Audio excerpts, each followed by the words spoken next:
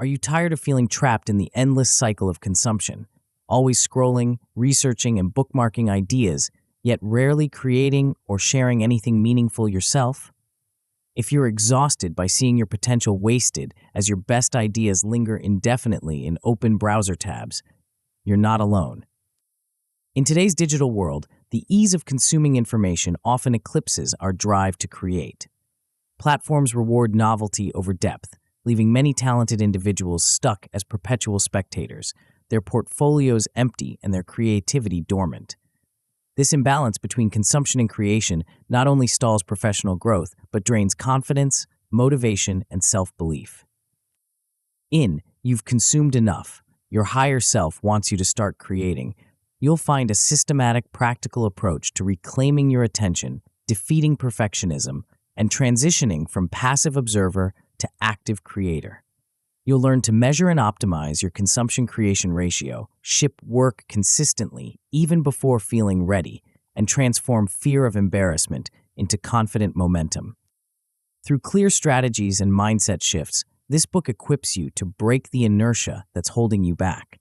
It offers a proven pathway, built on actionable frameworks and psychological principles, to transform your ideas into tangible creations, overcome distraction, and cultivate the deep focus necessary for producing meaningful work. Your higher self, the version of you that craves impact and authentic self-expression, is urging you to make this change. The world doesn't need more passive observers. It needs your unique voice, insights, and creativity. It's time to close the tabs, quiet the noise, and start creating. You've consumed enough. Now it's your turn. Chapter 1. Enough Create. The tab count in your browser tells the whole story. 17 articles about productivity, 12 YouTube videos on how to start, 4 podcasts queued up about creativity, and that one Google Doc titled Ideas that hasn't been touched in 3 weeks.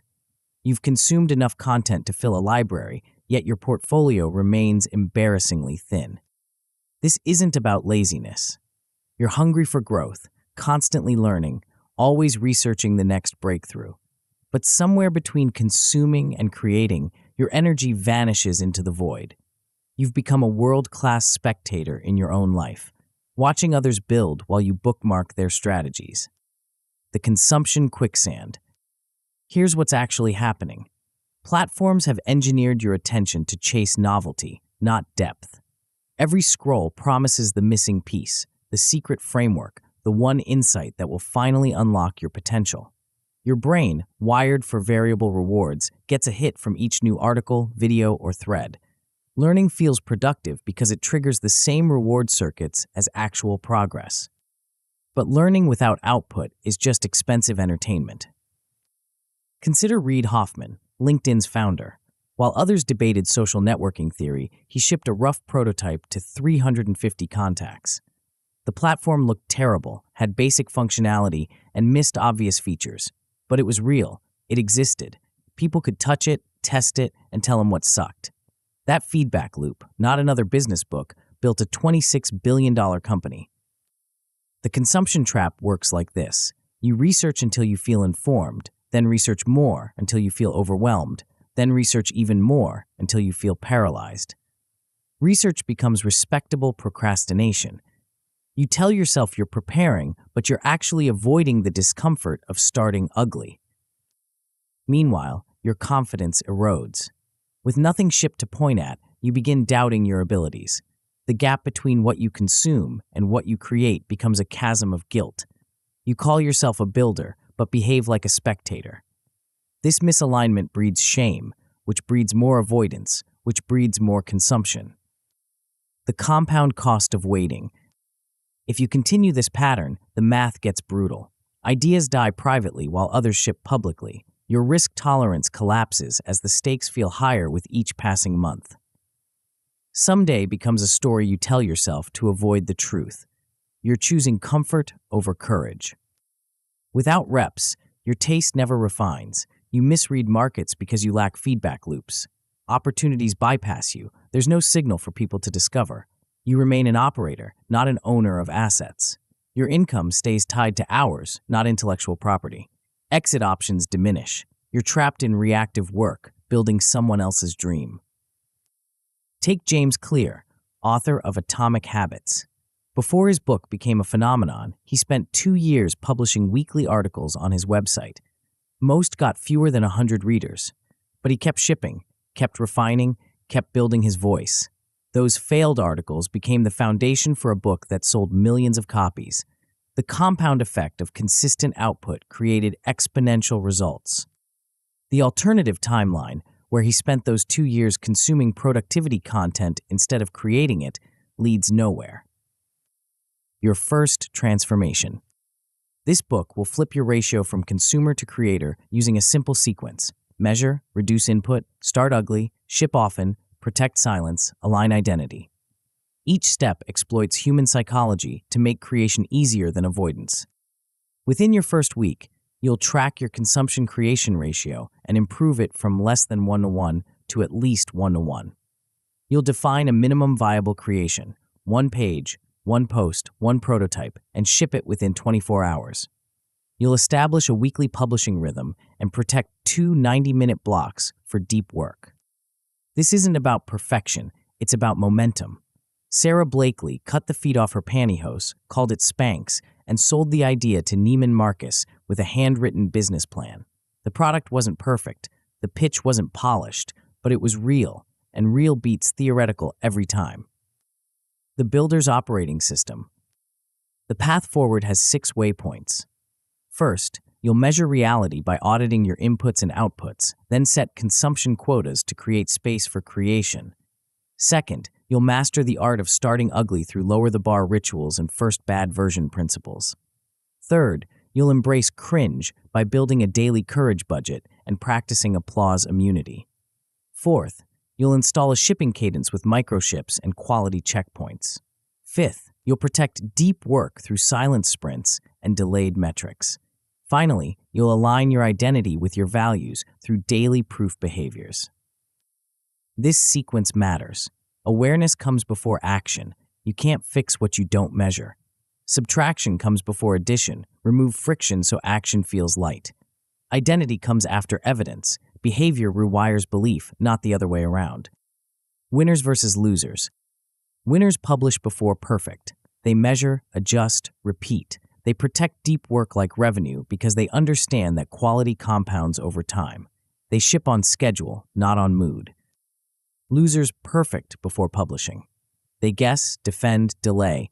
They treat silence as optional and metrics as oxygen, checking engagement every hour instead of focusing on craft. They wait for inspiration instead of creating conditions for it. The difference isn't talent, it's posture. The cost of inaction.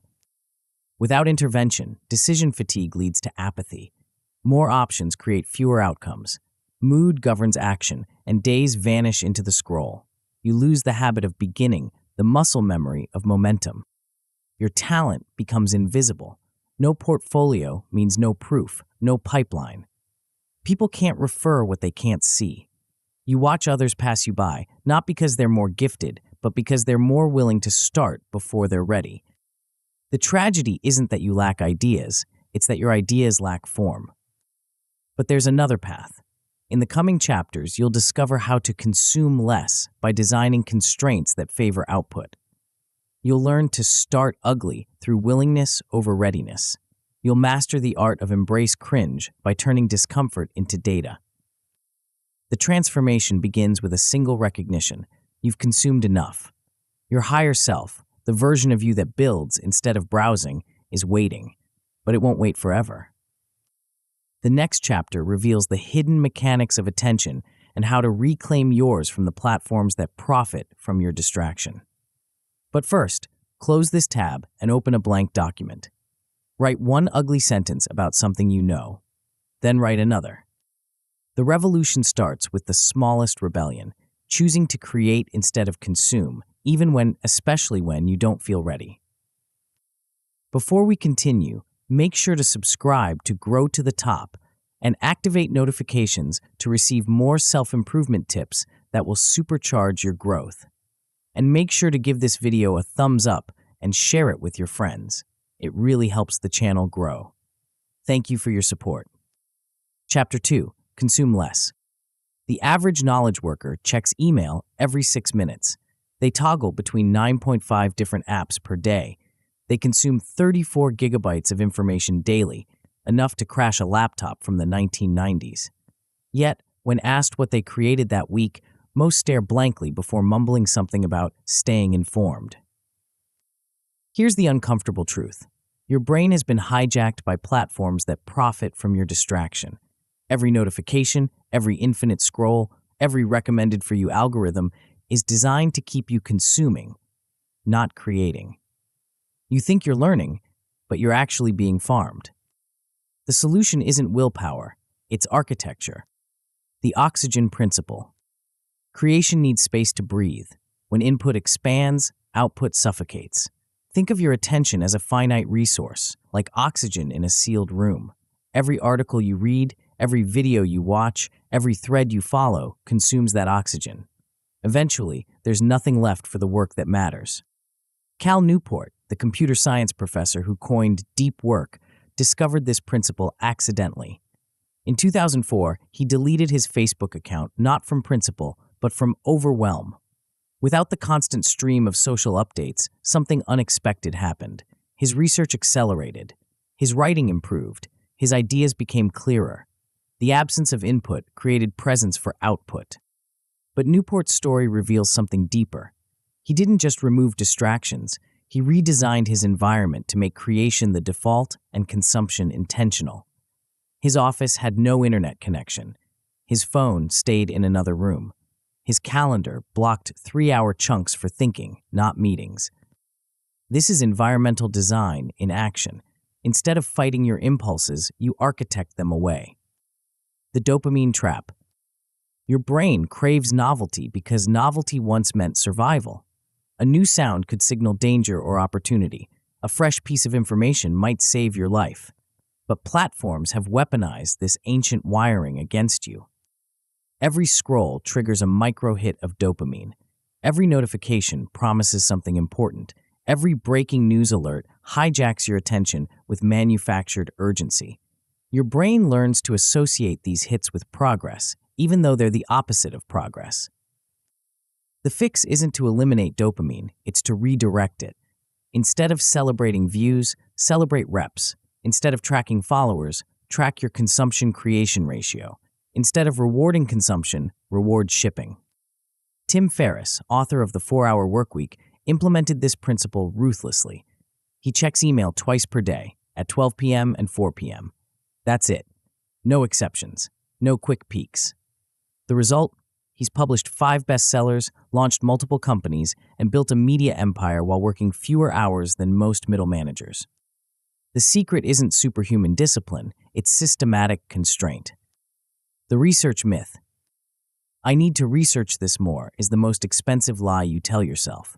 Knowledge without output doesn't compound. It evaporates. Real gaps surface only after you start shipping, not before. Consider Drew Houston, Dropbox's founder. He didn't spend months researching cloud storage solutions. He recorded a 3-minute video showing files syncing between computers, posted it on Hacker News, and watched signups explode overnight. That crude demo taught him more about market demand than any focus group or competitor analysis could. Over-preparation isn't thoroughness, it's fear wearing a business suit. You research to avoid the discomfort of starting ugly. You consume to delay the vulnerability of creating. But the market doesn't care about your preparation. It cares about your execution. The antidote is simple. Ship first, research second. Let real feedback guide your learning, not imaginary perfection. The FOMO fallacy. I'll miss something important is the anxiety that keeps you scrolling. But here's what you're actually missing, the chance to build something that matters. Most news is irrelevant to your work. Most insights are recycled wisdom. Most opportunities are distractions in disguise. Your audience doesn't value your ability to regurgitate the latest trends. They value your ability to create something useful. They want artifacts, not updates. They want solutions, not summaries. Warren Buffett reads 500 pages per day, but ignores daily market fluctuations. He focuses on annual reports, not hourly charts. He thinks in decades, not minutes. This selective ignorance has made him one of the world's wealthiest investors. The lesson? Batch your catch-up. Schedule 1 hour per week for industry updates. Everything else can wait. The multitasking mirage. I'm good at multitasking is what people say right before they produce mediocre work. Context switching doesn't just slow you down, it makes you stupid. Every time you toggle between tasks, your brain needs time to reload. That cognitive overhead accumulates into massive inefficiency. Research from Stanford University found that heavy multitaskers perform worse on every measure of cognitive control. They can't filter irrelevant information. They can't manage working memory. They can't switch between tasks efficiently. The very thing they think makes them productive actually destroys their productivity. Single tasking wins the long game because depth beats breadth for quality. One excellent piece of work opens more doors than 10 mediocre pieces. One breakthrough insight creates more value than 100 surface observations. The 48-hour reality check. Before you can fix your ratio, you need to measure it. For the next 48 hours, log everything. Every article read, every video watched, every thread followed goes in the input column. Every post published, every prototype built, every draft completed goes in the output column. Be ruthlessly honest. That quick check of LinkedIn counts. That research session on YouTube counts. That networking scroll through Twitter counts. If you consumed it, log it. At the end of 48 hours, compute your ratio. Inputs divided by outputs.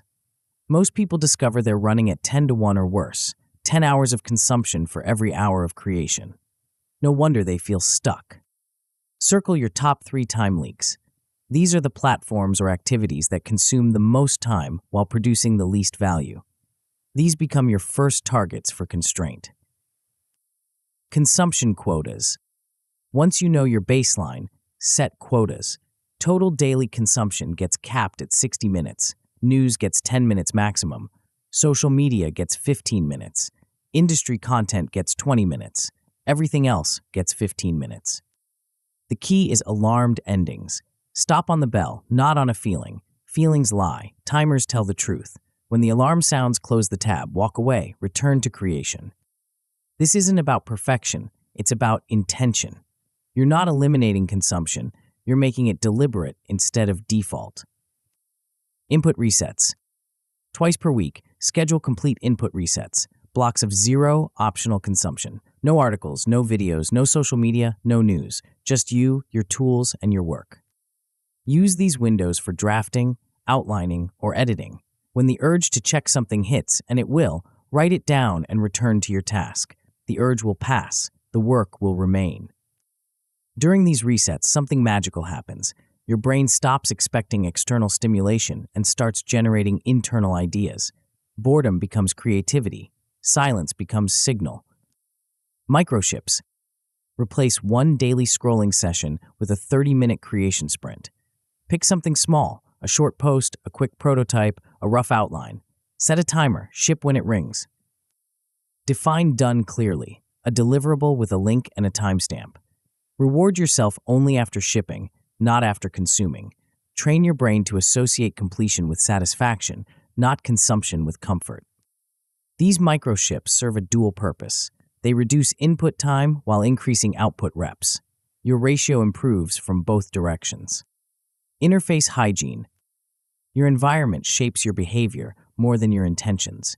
Remove infinite feeds from your devices. Turn off all non-essential notifications.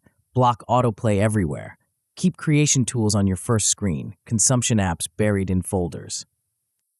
The goal is friction asymmetry. Make creation frictionless and consumption effortful.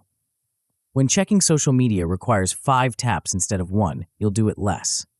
When opening your writing app requires 0 taps, you'll do it more. The later list. Curiosity is creativity's cousin, but it can also be its killer. When an interesting article or video catches your attention mid-work, don't click it. Add it to your later list, a single document that captures everything you want to consume later. Review this list weekly during your scheduled consumption window. Delete 50% ruthlessly. Most items will seem less urgent after a few days. the truly valuable pieces will still feel worth your time. This simple practice kills rabbit holes before they start. Your curiosity gets captured, not ignored, but it doesn't derail your momentum. The compound effect. When you implement these constraints, 3 things happen quickly. First, your ratio improves to 1-to-1 within 7 days. Equal time creating and consuming feels revolutionary after months of 10-to-1 imbalance.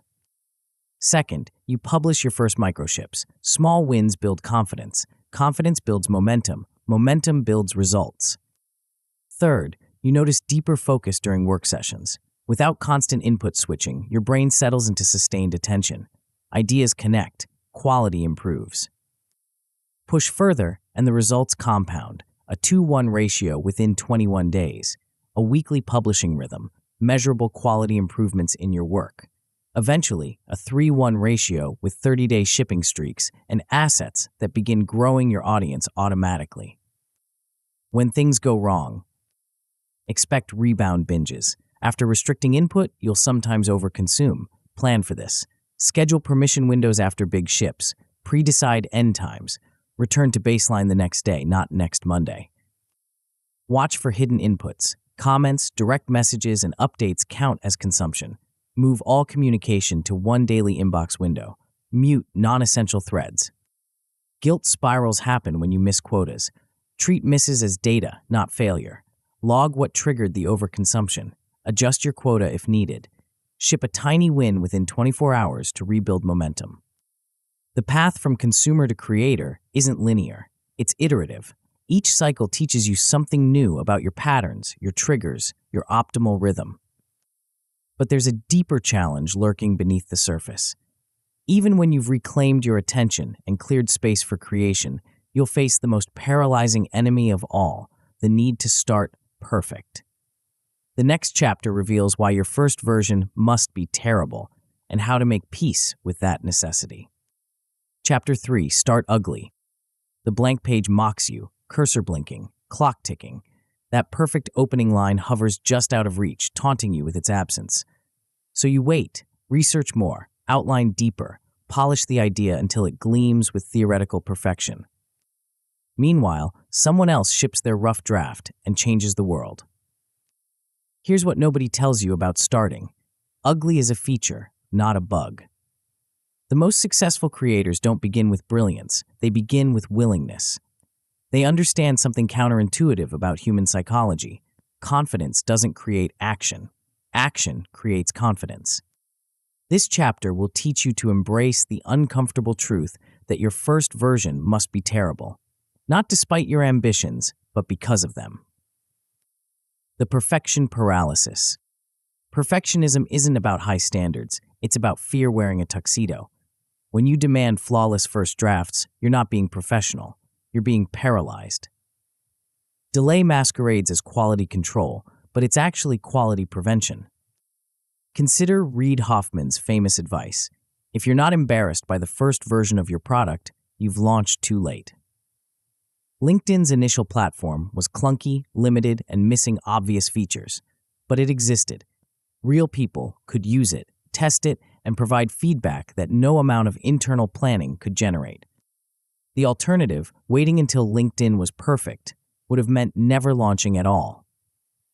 Perfection is a moving target that retreats as you approach it. By the time you've polished your idea to theoretical perfection, the market has moved on. This is why shipping beats stewing every time. No reps means no improvement. You can't optimize what doesn't exist. You can't refine what you haven't released. The gap between your taste and your ability only closes through practice, not preparation. The confidence paradox. We've got the sequence backwards.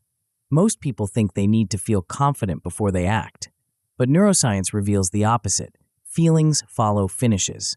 Your brain updates your identity based on what you do, not what you think.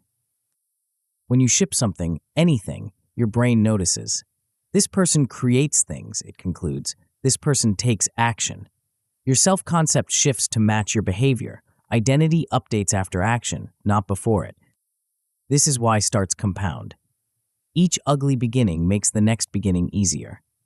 Each imperfect ship builds your tolerance for imperfection. Each small act of courage expands your courage capacity. Jeff Bezos understood this when he left his Wall Street job to start Amazon from his garage. He didn't feel ready to revolutionize retail. He felt terrified. But he started anyway, with a basic website selling books from his living room. That ugly beginning became the foundation for everything that followed. The lesson isn't that Bezos was fearless, it's that he was willing to act despite fear, to start before he felt ready. The minimum viable creation. The antidote to perfectionism is constraint. Instead of trying to create something perfect, create something complete, the smallest shippable unit of value that solves one problem for one person. This is your minimum viable creation, the creative equivalent of a software MVP. It's not about lowering your standards, it's about focusing them. Instead of trying to impress everyone, you try to help someone. Instead of building everything, you build something. The magic happens when you time-box this creation to 60 minutes. Constraint becomes a creative ally. When you have unlimited time, you'll use it all. When you have 1 hour, you'll focus on what matters most. The pressure forces clarity. The deadline demands decisions. And here's the crucial part. It must be public by default. Private drafts don't count. Hidden prototypes don't teach you anything. The vulnerability of publication is what transforms creation from hobby to habit. The first impression myth. But first impressions matter, you protest. True, but you're misunderstanding what kind of impression you're making. Early versions aren't for legacy, they're for learning. Your audience doesn't expect perfection from version 1. They expect authenticity. Audiences forgive rough edges, but they ignore absence entirely. A published rough draft beats an unpublished masterpiece every time.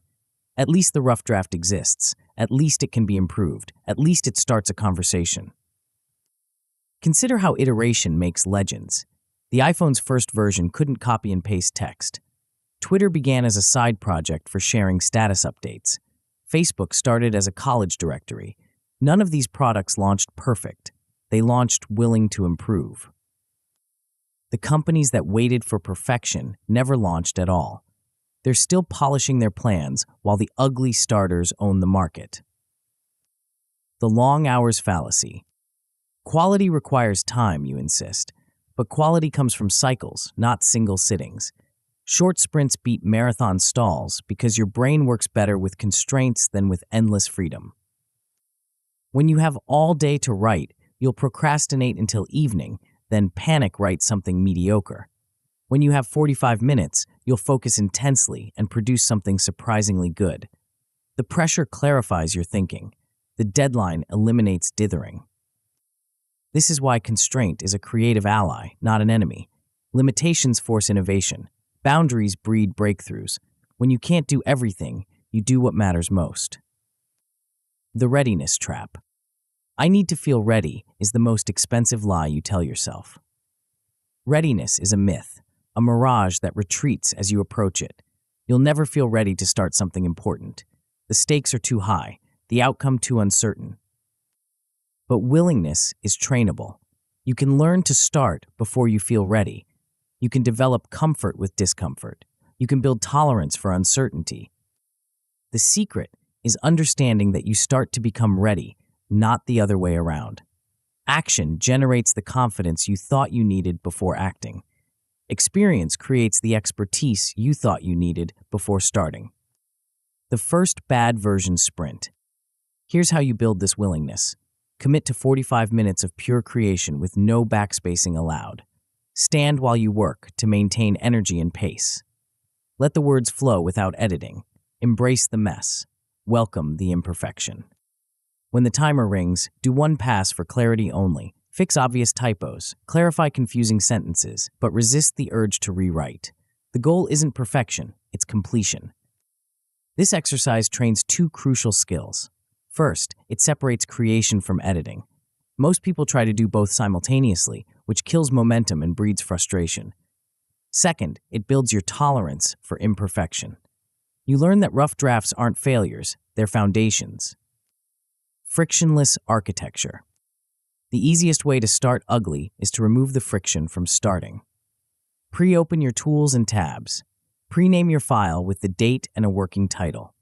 Write the first ugly sentence the night before, so you never face a blank page. These tiny preparations eliminate the micro decisions that create resistance. When everything is ready, starting becomes automatic. When starting is automatic, consistency becomes inevitable. The night before sentence is particularly powerful. It doesn't need to be good, it just needs to exist. That single sentence breaks the spell of the blank page. It gives you something to react to, improve upon, or completely rewrite. But it eliminates the paralysis of the empty beginning. The 20-minute commitment. When resistance spikes, and it will, use the lower the bar ritual. Commit to just 20 minutes. Set a timer. Give yourself permission to stop when it rings. This tiny commitment bypasses your brain's resistance to big tasks. Here's what happens. You start with the intention of stopping at 20 minutes, but momentum often carries you forward. The hardest part isn't continuing, it's beginning. Once you're in motion, staying in motion feels natural. If you genuinely want to stop at 20 minutes, that's fine too. 20 minutes of imperfect creation beats 0 minutes of perfect planning. Small actions compound into big results. The 2-sentence hack. When even 20 minutes feels overwhelming, shrink the commitment further. Write 2 bad sentences. That's it. 2 sentences that capture any aspect of your idea, no matter how poorly expressed. The first sentence breaks inertia. The second builds momentum. By the third sentence, you're writing, not forcing yourself to write. The psychological shift from I have to create something to I'm already creating changes everything. You can always delete these sentences later, but you'll often discover they're better than you thought. The act of writing clarifies thinking. The process of expression refines ideas. What felt clumsy in your head often feels clear on the page. The Cringe collection. Start a cringe jar, a document where you log every imperfect thing you ship. Treat these entries as wins, not failures. Train your brain to associate publishing with reward, regardless of quality. Review this collection monthly. You'll notice something remarkable. Yesterday's cringe becomes today's competence. What felt embarrassingly rough a month ago now seems charmingly authentic. Your standards rise, but so does your ability to meet them. This practice rewires your relationship with imperfection. Instead of avoiding cringe, you collect it. Instead of fearing judgment, you document progress. The jar becomes proof that ugly beginnings lead to beautiful outcomes. The compound effect of ugly starts. When you embrace ugly beginnings, 3 things happen quickly. First, you ship 4 minimum viable creations in your first week. Each one builds confidence and momentum. Second, starting sessions become noticeably easier. The resistance diminishes with practice. Third, your unique style begins emerging through the mess. Push further, and the results accelerate. 12 creations in 21 days. Visible skill improvements and tighter hooks. One piece qualifies for expansion into a larger project. Eventually, you maintain 30-day shipping streaks. One asset becomes the seed for a signature series. Your audience begins anticipating your releases. The transformation isn't gradual, it's exponential. Each ugly start makes the next start easier. Each imperfect ship builds your shipping muscle. Each small act of courage expands your courage capacity. When ugly goes wrong, scope creep will tempt you to expand your 60-minute creation into a multi-hour project. Resist. Enforce the time cap ruthlessly. If you have overflow ideas, capture them in a version 2 list. If you get stuck, cut the deliverable in half. Use a friend as your scope referee if needed. Self-editing during drafting will slow you down and kill momentum. Turn off spell check. Write in full screen mode. Keep your fingers moving. Fix later, flow now. Peer judgment will make you hesitate before publishing. Apply applause immunity for 48 hours after shipping. Measure your cadence, not your comments. Ask one trusted peer for actionable feedback, but don't let fear of criticism stop you from shipping. The path from perfectionist to prolific creator isn't comfortable. It requires embracing discomfort, welcoming criticism, and finding peace with imperfection. But there's a deeper challenge waiting beyond the mechanics of starting ugly.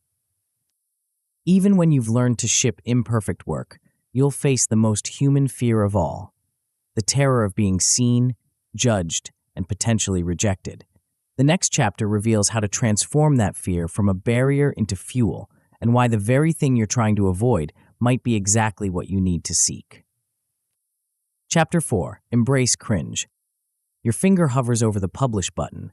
The post is ready, the video is uploaded, the article is polished, but something stops you cold, a wave of nausea that starts in your stomach and crawls up your throat. What if they hate it? What if they laugh? What if they ignore it completely? So you save it as a draft. Again, here's the uncomfortable truth. That feeling in your gut isn't a warning signal, it's a progress signal. The cringe you're trying to avoid is actually the exact sensation you need to seek. Because on the other side of that discomfort lies everything you want: growth, connection, impact, and freedom. This chapter will teach you to reframe embarrassment as data, not danger. You'll learn to publish despite fear, not after it disappears. Most importantly, you'll discover why the very thing that makes you want to hide might be the thing that makes you unforgettable. The frontier of fear. Growth lives at the edge of your comfort zone. Not beyond it, that's recklessness. Not within it, that's stagnation. Right at the edge, where discomfort meets possibility, where cringe meets change. Every creator who matters has felt this sensation. Brené Brown's first TED Talk on vulnerability left her so mortified she considered never speaking publicly again. The talk has now been viewed over 60 million times and launched her into global recognition. Her willingness to feel embarrassed in public became her superpower. The pattern repeats across every field. Jerry Seinfeld bombed so badly during his first stand-up performance that he forgot his material mid-joke and walked off stage. Instead of quitting, he returned the next night, and the next. Each cringe-worthy performance taught him something new about timing, delivery, and connection. This is why discomfort is evidence, not error. It signals you're attempting something that matters. Easy things don't make you nervous. Trivial risks don't trigger anxiety. The intensity of your discomfort often correlates with the importance of your action. Fear marks the frontier worth entering. It's your internal GPS pointing toward growth. The validation trap. Most creators become addicted to applause. They check metrics obsessively, refresh comments compulsively, and let their mood swing with their engagement rates. This is a trap that kills creativity and courage. Metrics are noisy. Algorithms are unpredictable. Early reactions rarely predict long-term impact. Some of the most important work lands quietly at first, only to compound over years. Van Gogh sold one painting during his lifetime. Emily Dickinson published fewer than a dozen poems before her death. Their work found its audience eventually, but not immediately. Validation can't steer craft. When you create for applause, you optimize for the lowest common denominator. You chase trends instead of truth. You become a performer instead of a creator. Your work becomes predictable, safe, forgettable. The antidote is building resilience to keep shipping regardless of reception. This doesn't mean ignoring feedback. It means not being controlled by it. You listen to learn, not to validate your worth. Courage as a trainable skill. Most people think courage is binary. You either have it or you don't. But courage works like a muscle. Small daily reps make big risks possible. You control the dose and frequency. You measure progress by actions, not feelings. This is the secret behind the courage budget, a daily practice of taking one tiny public risk. Post an opinion, ask a question, share a rough idea, demo a prototype. Each action expands your comfort zone incrementally. The key is starting small and building gradually. If sharing a personal story feels terrifying, start by sharing a professional insight. If posting a video seems impossible, start with a photo and caption. If asking for help feels vulnerable, start by offering help to others. You increase the difficulty by 5 to 10% each week. Last week, you shared an article with commentary. This week, you write an original post. Next week, you record a short video. The progression feels manageable because each step builds on the last. The confidence myth. I'll create when I feel confident is the lie that keeps most people stuck forever. Confidence doesn't create action. Action creates confidence. Waiting for confidence to arrive is like waiting for a bus that's never coming. Consider Amy Cuddy's journey to her famous TED Talk on power posing. After a traumatic brain injury in college, she struggled with imposter syndrome and social anxiety. She didn't feel confident when she stepped onto that stage. She felt terrified, but she spoke anyway, sharing her vulnerability along with her research. That talk became one of the most watched TED presentations ever. Confidence is earned by doing, not by thinking. Each time you act despite fear, you prove to yourself that you can handle discomfort. Each time you survive embarrassment, you realize it's not fatal. Each time you ship something imperfect, you learn that done beats perfect.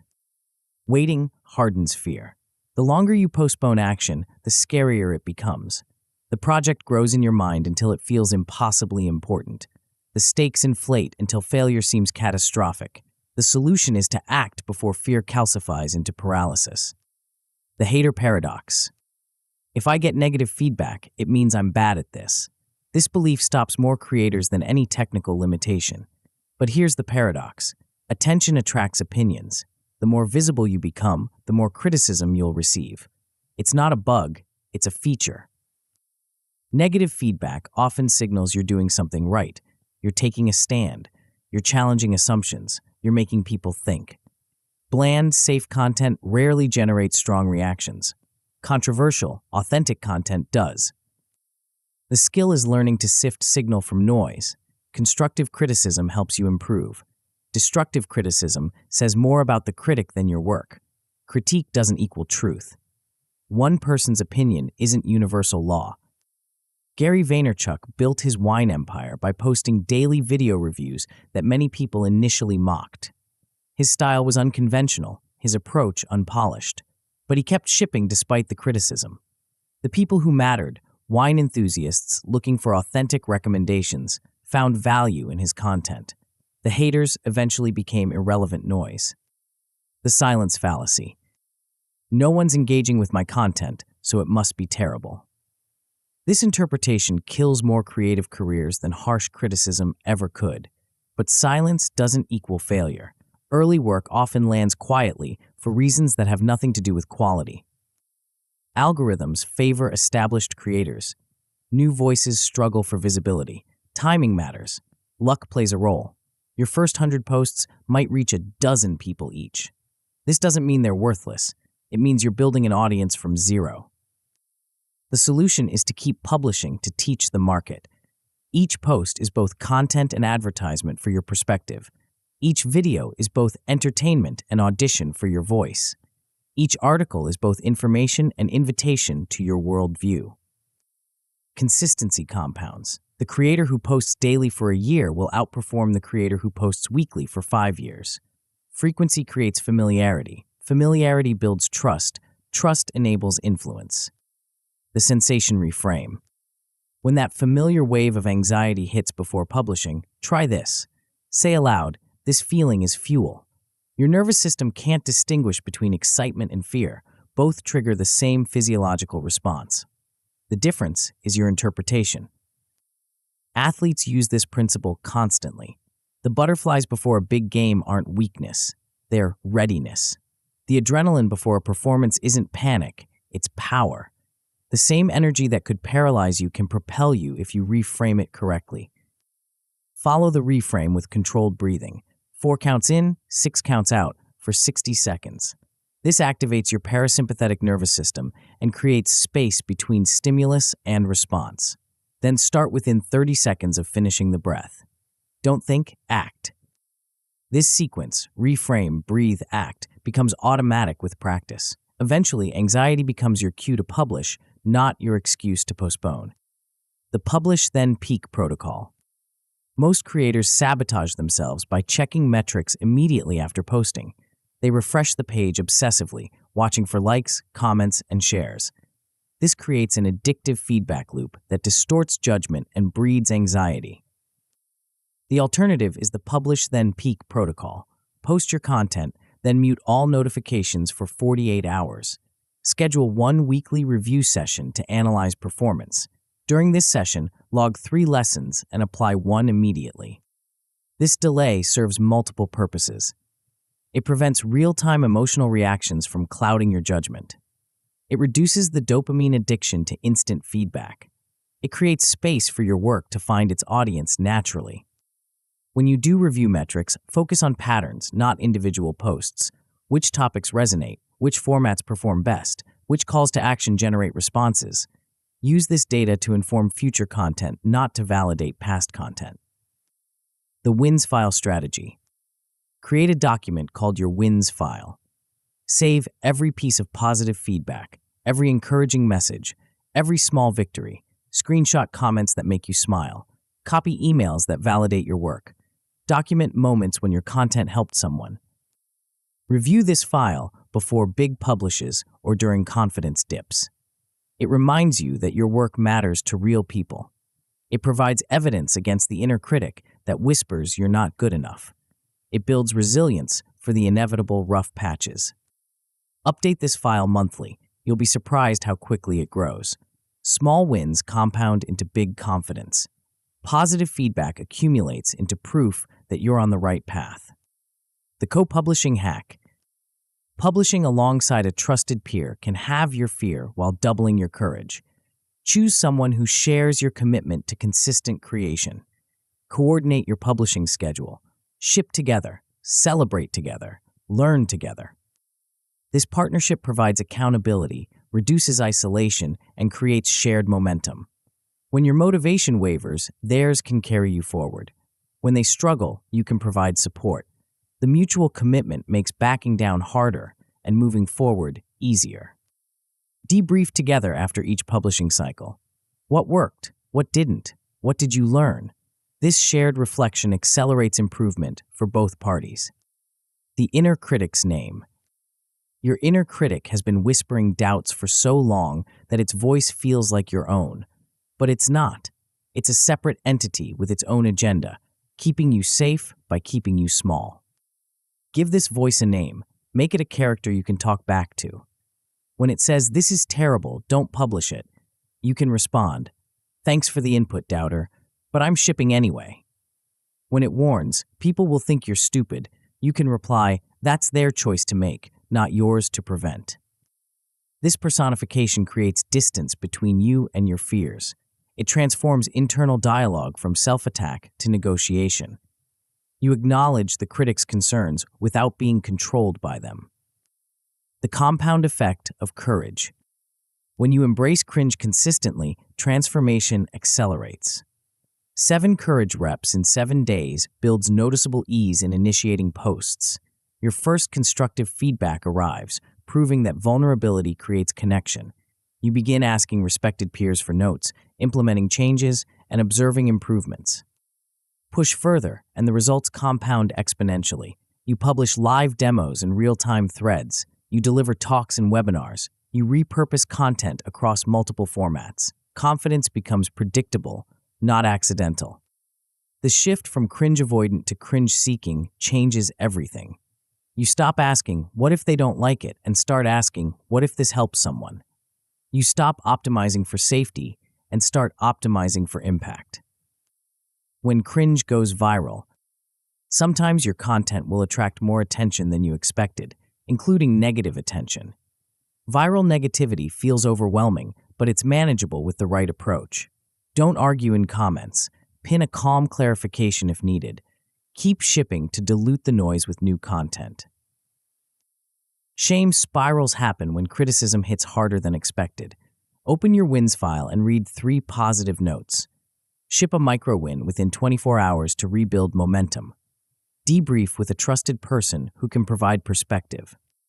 Overexposure burnout occurs when you push too hard for too long. Alternate public and private builds. Schedule recovery days.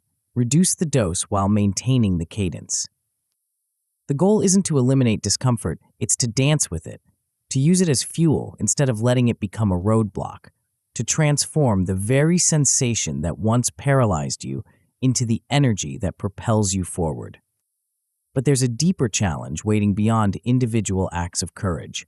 Even when you've learned to embrace cringe and publish despite fear, you'll face the ultimate test of any creator, the ability to maintain momentum when the initial excitement fades. The next chapter reveals the secret to turning sporadic bursts of creativity into an unstoppable rhythm that compounds over time. Chapter 5: Ship Often. The most successful creators have a secret that sounds almost boring. They show up on schedule. Not when inspiration strikes, not when they feel ready, not when the stars align. They publish on Tuesdays at 9 a.m. or Fridays at 3 p.m. or whatever rhythm they've committed to, regardless of mood, motivation, or circumstances. This predictability isn't creative death. It's creative liberation. When shipping becomes automatic, your energy shifts from "will I create today" to "what will I create today?" The decision fatigue disappears. The resistance diminishes. The work flows. But there's something deeper happening here than mere habit formation. Frequent shipping unlocks a compound effect that sporadic creators never experience. Each release becomes both result and research. Each publication teaches you something new about your audience, your craft, and your voice. The learning curve doesn't just improve, it accelerates. This chapter will show you how to transform creation from an occasional burst into an unstoppable rhythm. The compound learning effect. Most people think about publishing like lottery tickets. Each piece is a separate chance to win big. But successful creators think about publishing like compound interest. Each release builds on the last, creating exponential returns over time. Consider Casey Neistat's journey on YouTube. He didn't become famous from one viral video. He built his audience by publishing daily vlogs for 368 consecutive days. Each video taught him something about storytelling, editing, or audience engagement. The lessons compounded. By day 100, his videos were noticeably better than day 1. By day 200, he developed a signature style. By day 300, he was setting trends that other creators copied. The frequency itself became part of his brand. Audiences didn't just watch his content, they anticipated it. They built his daily uploads into their routines. When he eventually stopped the daily schedule, the withdrawal felt personal to his viewers. This is why more ships equal more shots on goal and more signal. You can't optimize what you don't publish. Each release provides data about what resonates, what falls flat, and what deserves deeper exploration. Sparse publishing hides these patterns. Frequent publishing reveals them. The math is unforgiving. A creator who publishes weekly gets 52 data points per year. A creator who publishes daily gets 365. The daily creator doesn't just learn 7 times faster, they learn exponentially faster because each lesson informs the next day's work. The trust algorithm. Audiences don't just consume content, they form relationships with creators. And like all relationships, trust is built through consistency over time. When you publish predictably, you're not just sharing content, you're making a promise and keeping it. This reliability becomes your brand. People don't just follow you for what you create, they follow you for how you create. The rhythm itself becomes part of the value proposition. Your audience knows that every Thursday they'll get your weekly deep dive. Every Monday and Saturday, they'll get your quick insights. Partners and collaborators plan around this reliability too. When you have a proven track record of consistent output, others want to work with you. They know you'll deliver on time. They trust you with deadlines. They see you as professional, not just talented. Seth Godin has published a daily blog post for over 2 decades. This consistency has made him one of the most trusted voices in marketing. People don't just read his posts, they depend on them. His daily rhythm has become part of thousands of people's morning routines. That's not just audience building, that's life integration. The microship revolution. The secret to sustainable frequency lies in understanding the difference between anchor content and microships. Anchor content is your weekly main event, the substantial piece that showcases your best thinking. Microships are smaller, faster releases that maintain momentum between anchors. Think of microships as creative snacks between creative meals. A quick insight on Monday, a behind-the-scenes glimpse on Wednesday, a thought-provoking question on Friday. These don't require the same depth as your anchor content, but they keep you visible and engaged with your audience. The beauty of this system is that it right-sizes your scope automatically. When you know you need to ship something small tomorrow, you can't spend 3 days perfecting it. The constraint forces focus. The deadline demands decisions. The frequency prevents perfectionism. This approach also solves the planning fallacy, our tendency to underestimate how long tasks will take. When you have unlimited time, you'll use it all. When you have a micro-ship deadline, you'll focus on what matters most. The quality versus quantity myth. I'd rather publish 1 great piece per month than 4 mediocre pieces per week. This sounds reasonable, but it's based on a false assumption that quality and quantity are inversely related. In reality, quantity often creates quality. Consider how iterations improve outcomes. Your first attempt at any format will be rough. Your 10th will be noticeably better. Your 100th will be excellent. The creator who publishes weekly gets to their 100th iteration in 2 years. The creator who publishes monthly takes 8 years to reach the same milestone. Frequency also reveals what deserves craft time. When you publish often, patterns emerge. Certain topics consistently outperform others. Specific formats generate more engagement. Particular angles spark more discussion. This data helps you allocate your limited craft time to the highest impact opportunities. James Clear discovered this principle while building his email list. He committed to publishing 2 articles per week for 2 years. Most pieces got modest engagement, but a few broke through. Those breakthrough pieces became the foundation for his book, Atomic Habits. Without the frequent publishing schedule, he never would have discovered which ideas had the most potential. The genius burst fallacy. I can't force creativity on a schedule. Genius arrives in bursts. This romantic notion keeps many creators stuck in feast or famine cycles. They wait for inspiration, create intensely for a few days, then wait again for the next wave. But professional creators know that consistent reps produce bursts on schedule. When you show up daily, you catch more waves. When you practice regularly, your skills improve. When you ship frequently, your taste refines. The bursts don't become less frequent, they become more predictable. Cadence also removes drama from the creative process. Instead of each piece carrying the weight of months of expectations, each piece is just one note in a larger symphony. The pressure decreases, the stakes feel manageable, the work flows more naturally. Maya Angelou wrote every day from 6:30 a.m. to 12:30 p.m. for decades. She didn't wait for inspiration. She created conditions for it. The daily practice trained her mind to be creative on command. The rhythm became more reliable than any muse. Building your publishing rhythm. Start with a weekly anchor day, perhaps Thursday for your main piece. Add 2 micro drops on Monday and Saturday, but don't launch all 3 simultaneously. Use a cadence ladder. Week 1, just the Thursday anchor. Week 2, add the Monday micro drop. Week 3, add the Saturday micro drop. This gradual build prevents overwhelm while establishing momentum.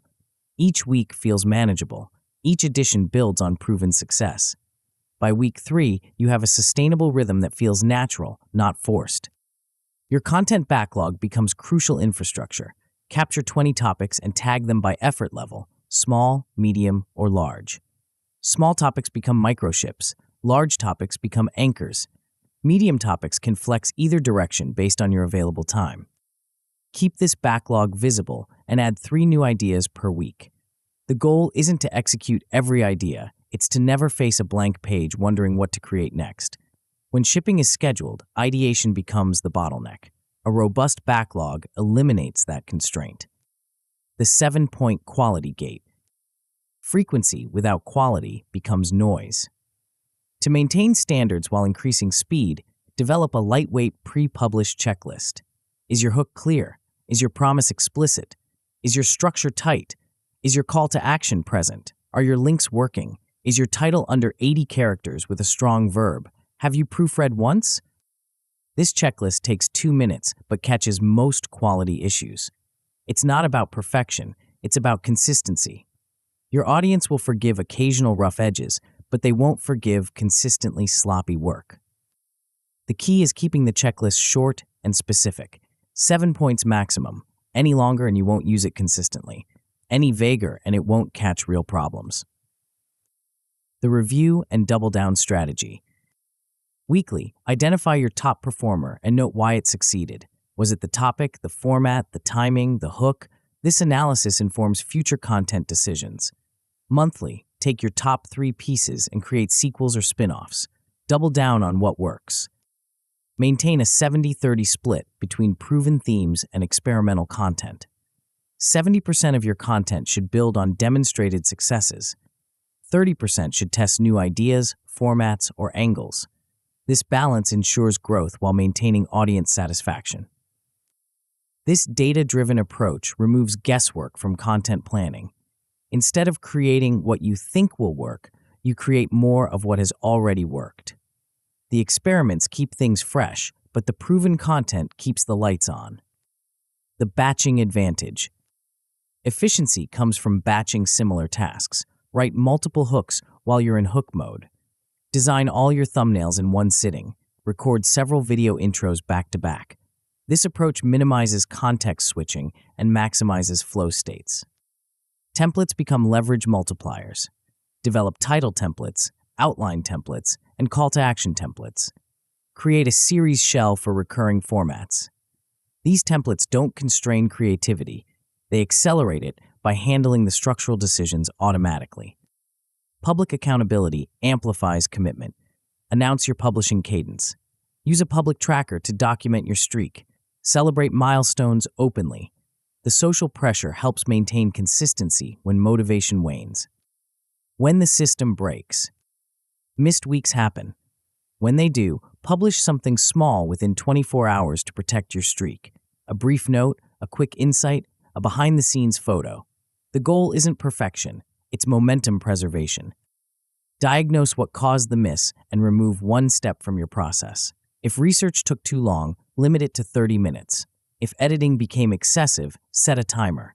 If perfectionism crept in, remind yourself that done beats perfect. Quality dips are normal during high-frequency periods. When you notice declining standards, run a 2-week quality sprint. Reduce volume by 20% and focus on craft. Add a peer review step to your checklist. Study your best pieces and replicate their patterns. Topic fatigue signals the need for variety. Rotate themes monthly. Solicit questions from your audience and answer them. Do a behind-the-scenes week to show your process. Fresh angles prevent staleness for both you and your audience. The compound payoff. 4 consecutive weeks of consistent publishing builds confidence and momentum. 2 pieces outperform your baseline by 50%. Your backlog consistently holds 15+ ideas. You're no longer wondering what to create. You're choosing from abundance. Push to 12 weeks and patterns emerge. One series develops 2x engagement. Your revision time per piece drops 25%. Your audience growth rate doubles compared to the previous quarter. The frequency itself becomes a competitive advantage. Reach 26 weeks, and you've established a signature franchise. Inbound collaboration invites arrive. Paid inquiries come from your consistent presence. One anchor asset becomes an evergreen lead generator. The compound effect becomes undeniable.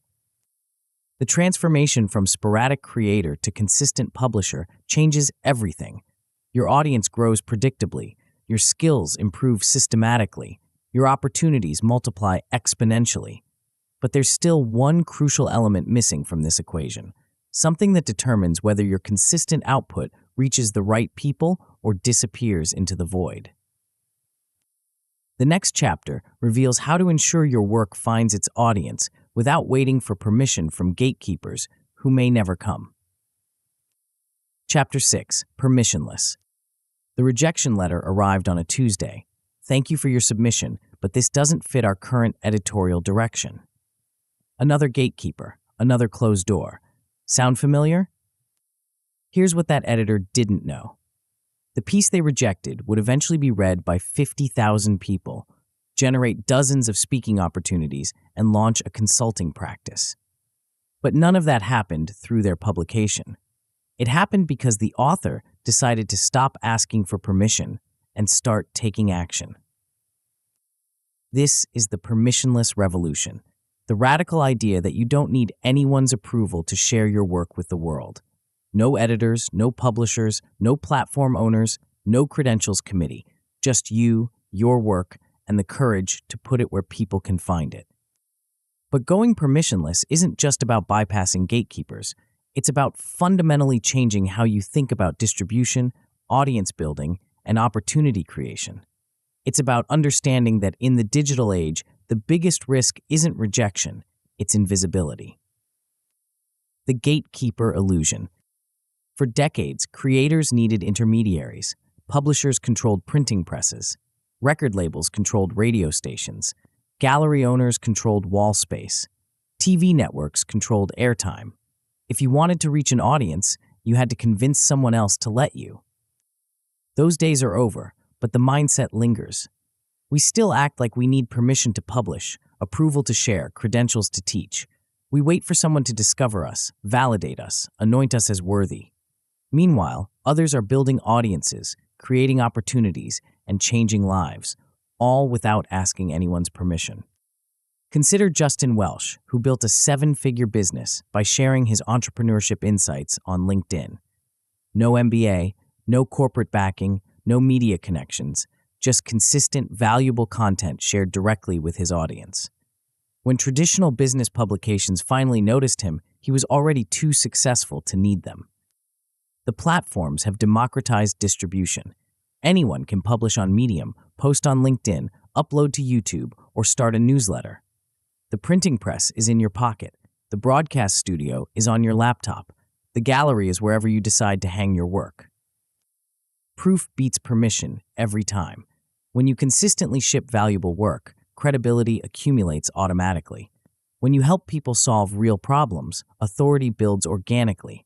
When you create genuine value, opportunities multiply naturally.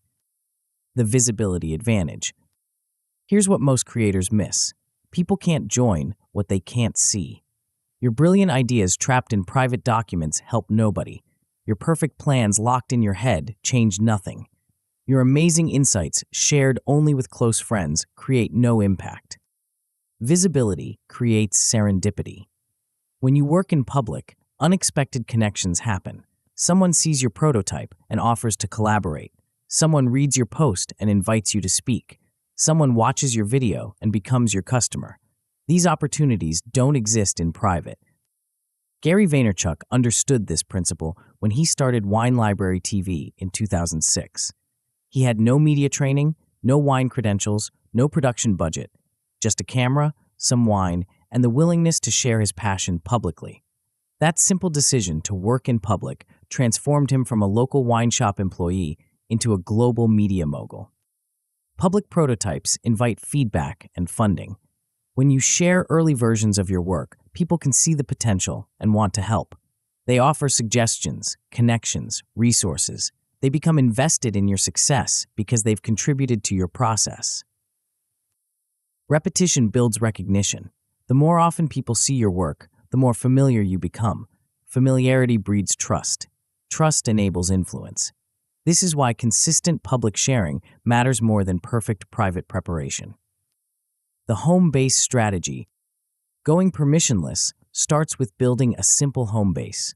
One page that showcases your best work and makes it easy for people to connect with you. This isn't about creating a complex website. It's about having a central hub where your scattered content can live together. Your home base needs 5 elements: your top 5 pieces of work, a brief bio that explains who you help and how, clear contact information, a simple call to action like subscribe or book a call, and regular monthly updates to keep it fresh. This hub serves multiple purposes. It gives you a professional presence without requiring corporate backing. It provides a destination for people who discover you on various platforms. It demonstrates your range and consistency. Most importantly, it shows you're serious about your work. The key is keeping it simple. One page beats 10 pages that confuse visitors. Clear navigation beats fancy design. Obvious next steps beat clever copy. Your home base should answer 3 questions within 10 seconds. Who are you? What do you do? How can I get more? The repurposing engine. One piece of anchor content can become 5 micro assets across different platforms. A long-form article becomes a Twitter thread, a LinkedIn post, an email newsletter, a video script, and a series of quote graphics. Each format reaches different audiences and serves different consumption preferences. This isn't about spamming the same content everywhere. It's about adapting your core message to native platform formats. Twitter rewards brevity and conversation. LinkedIn values professional insights. Email enables deeper connection. Video allows personality to shine through. Schedule these releases across the week to maintain consistent visibility without overwhelming any single platform. Monday's Twitter thread becomes Wednesday's LinkedIn post, becomes Friday's newsletter section. The content compounds while the effort remains manageable. Track which formats perform best on which platforms. Maybe your Twitter threads consistently outperform your LinkedIn posts. Maybe your video content gets more engagement than your written content. Use this data to allocate your limited time to the highest impact activities. The direct connection method. Algorithms are fickle. Platforms change, trends fade, but direct relationships endure. This is why smart creators supplement platform distribution with personal outreach, 10 direct messages per release to ideal readers who would genuinely benefit from the content. These aren't mass messages or sales pitches. They're personal notes to specific people who have shown interest in similar topics. You're not asking for anything except engagement. You're sharing something valuable and asking one pointed question to spark a reply. Saw your recent post about remote team management. This piece on async communication might interest you. What's been your biggest challenge with distributed teams? Simple, specific, valuable. No agenda beyond connection. Log these relationships and follow up within 2 weeks, not to sell, but to continue the conversation. Ask about their projects, share relevant resources, offer introductions to others in your network. Build genuine relationships, not just follower counts. The prototype advantage. Most creators hide their work until it's perfect. Permissionless creators share prototypes and invite collaboration. They post version 1 with explicit requests for input. They offer beta spots to early testers. They convert learnings into version 2 within 14 days. This approach serves multiple purposes. It validates ideas before full investment. It creates co-creators who become advocates. It generates feedback that improves the final product. It builds anticipation for the finished version. When you share prototypes publicly, you're not just seeking feedback, you're demonstrating your process. People see how you think, how you iterate, how you respond to input. This transparency builds trust and attracts collaborators who want to work with someone who values improvement over ego. The key is being explicit about what kind of feedback you want. This is a rough draft. I'm looking for structural feedback, not copy editing. This is a prototype. I want to know if the core concept makes sense. Clear requests get better responses. The series advantage. Random posts get random results. Named series get systematic attention. When you brand your content with memorable labels and consistent formats, people know what to expect and when to expect it. Monday mindset posts every week. Friday frameworks that share practical tools. Wednesday wins that celebrate community achievements. The naming creates anticipation. The consistency builds habits. The branding enables word of mouth.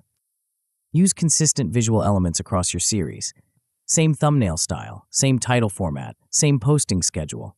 This visual consistency makes your content instantly recognizable in crowded feeds. Index all episodes on your home base. This creates a valuable resource for new followers and demonstrates the depth of your thinking on specific topics. It also provides evergreen content that continues attracting readers long after publication. The platform strategy. Trying to be everywhere leads to being nowhere. Choose one core platform where you'll publish first and most frequently. Mirror selected content to one secondary platform. This focused approach prevents dilution while maintaining visibility. Optimize for native formats rather than forcing one format across all platforms. Twitter rewards short, punchy insights. LinkedIn values longer, professional content. YouTube favors visual storytelling. Instagram emphasizes aesthetic appeal. Each platform has its own language. Learn to speak it fluently.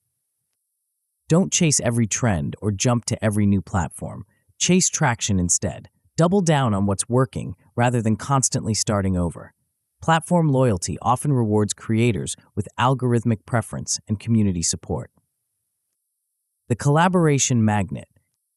When you work permissionlessly, opportunities find you. People see your consistent output and want to collaborate. They invite you to speak, write, consult, or partner. These inbound opportunities are higher quality than outbound pitches because they're based on demonstrated value. Two collaborations initiated by others signal you're building real authority. Your first inbound client from a public prototype proves your work creates genuine value.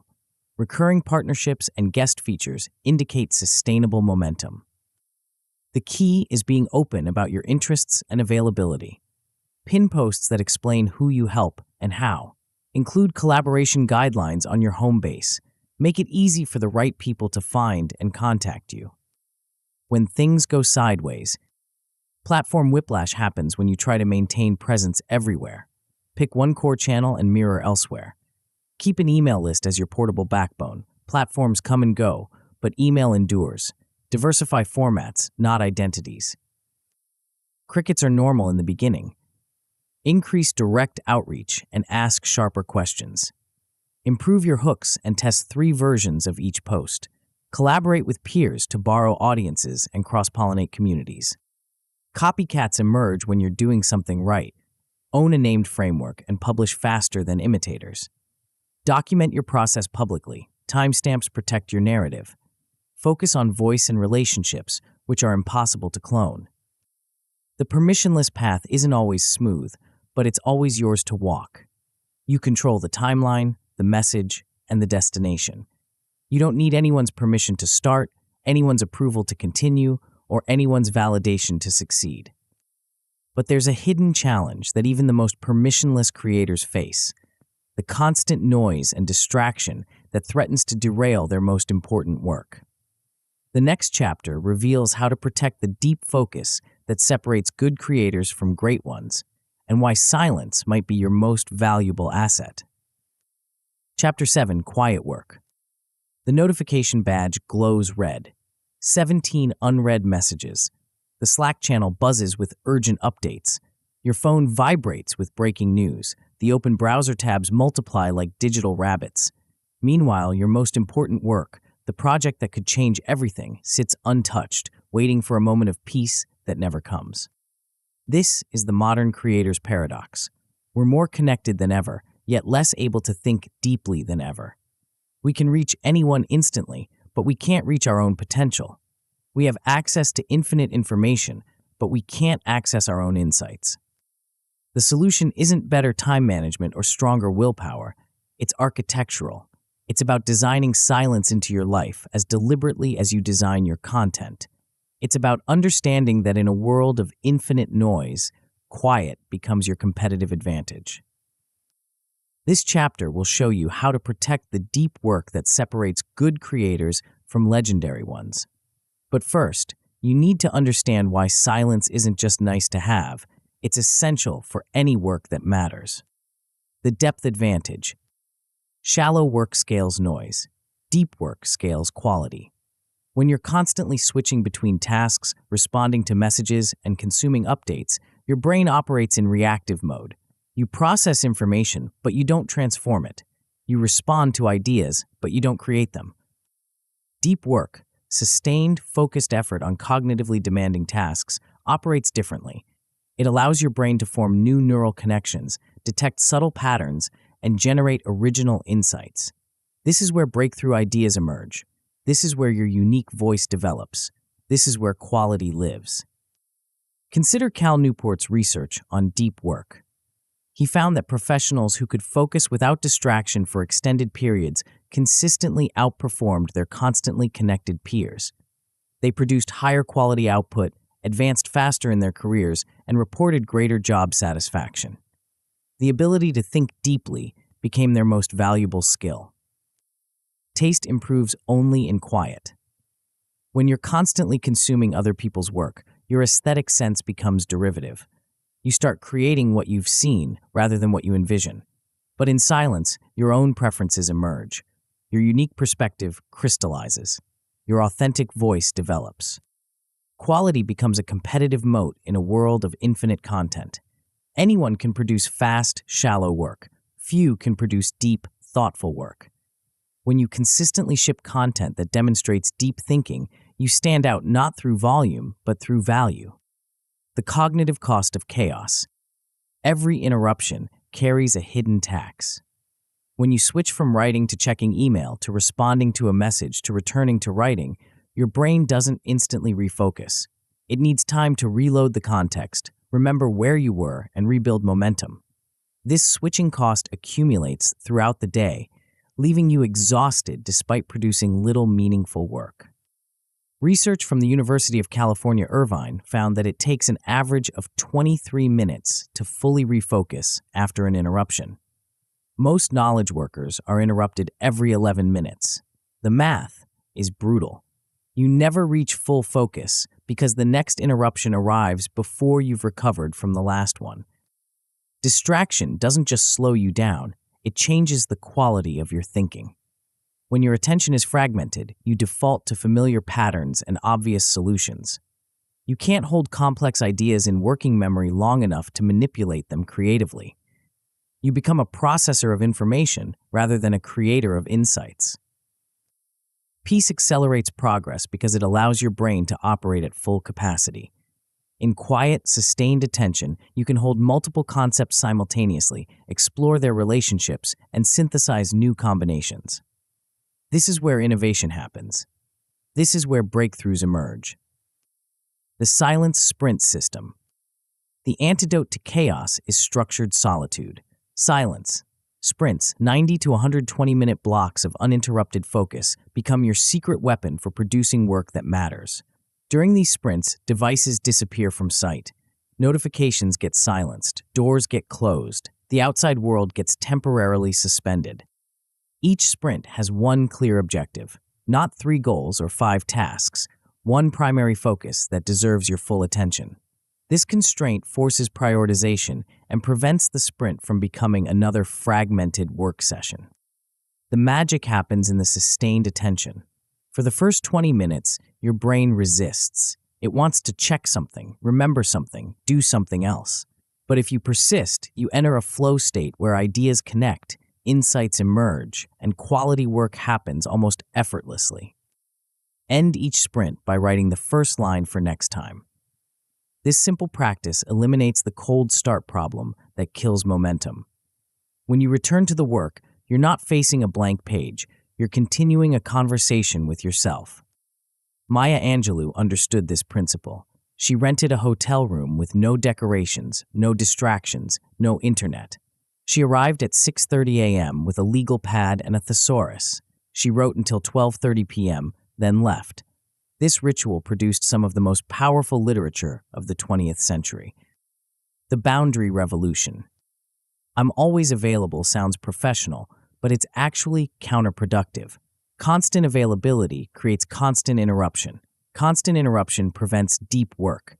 No deep work means no breakthrough results. The most successful creators establish clear boundaries around their focus time. They designate one inbox window per day, 15 to 30 minutes for processing messages and requests. Outside this window, they're unreachable. Not rude, not unprofessional. Focused. These boundaries actually build respect rather than resentment. When people know you have protected focus time, they plan around it. When they know you'll respond during your designated window, they trust the system. When they see the quality of work that emerges from your focused sessions, they understand the value. Clients love predictable delivery more than instant responsiveness. They'd rather receive excellent work on schedule than mediocre work immediately. Your boundaries enable better results, which creates better relationships. The obscurity advantage. Early obscurity is a feature, not a bug. When you're working on something important, premature exposure can kill the idea before it fully develops. Fragile concepts need protection from the harsh winds of public opinion. Keep version 1 off public channels. Share with one trusted peer if you need feedback, but resist the urge to publish immediately. Let the idea mature in private. Let your thinking deepen without external pressure. Let the work become what it wants to become. This private development phase serves multiple purposes. It allows you to explore directions that might seem risky or unconventional. It prevents you from prematurely committing to approaches that need more development. It protects you from the discouragement that can come from early negative feedback. Publish only after a next day pass. Sleep on it. Return with fresh eyes. Often, what felt brilliant in the moment needs refinement in the morning. This delay prevents you from shipping work you'll later regret. The metrics trap. Real-time metrics are creativity killers. When you can see likes, shares, and comments updating in real time, you become addicted to the feedback loop. You start optimizing for immediate reaction rather than long-term impact. You chase what's popular rather than what's important. Hide counters for 48 hours after publishing. This delay prevents you from making emotional decisions based on early, often unrepresentative data. It allows your work to find its natural audience without your interference.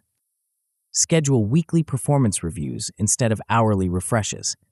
During these reviews, look for patterns rather than individual data points. Which topics consistently resonate? Which formats generate the most engagement? Which pieces continue attracting readers weeks after publication? Track only 3 metrics that matter. Cadence, are you shipping consistently? Completion, are you finishing what you start? And top performer, what's working best? Everything else is noise that distracts from signal. The 3-task focus. Each silent sprint should target exactly 3 tasks. Not 2, not 5, 3. This number is small enough to feel manageable, but large enough to create momentum. Cross them off physically when complete.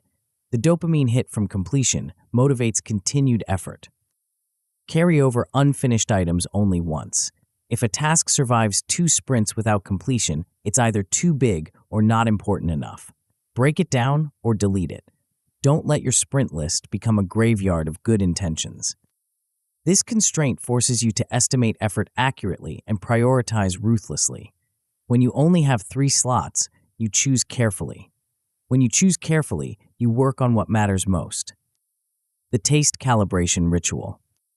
Begin each sprint by studying one masterwork for 5 minutes. Read a paragraph from your favorite author. Watch a scene from an exceptional film. Listen to a passage from a powerful speech.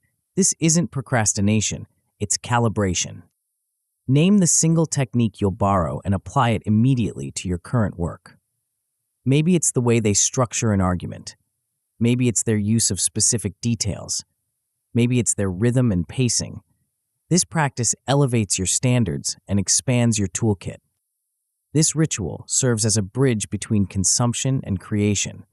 Instead of mindlessly scrolling through mediocre content, you deliberately expose yourself to excellence. Instead of being influenced by the last thing you saw, you're influenced by the best thing you've chosen. The after-action evolution. End each sprint with a 2-line after-action note, what worked and what to change. This micro-reflection compounds into macro improvement over time. Review these notes weekly to identify patterns and refine your process. Archive your wins to observe growth. Screenshot positive feedback. Save breakthrough moments. Document quality improvements. This evidence file proves that your quiet work is creating real value, even when the immediate metrics don't reflect it. The goal isn't perfection, it's evolution.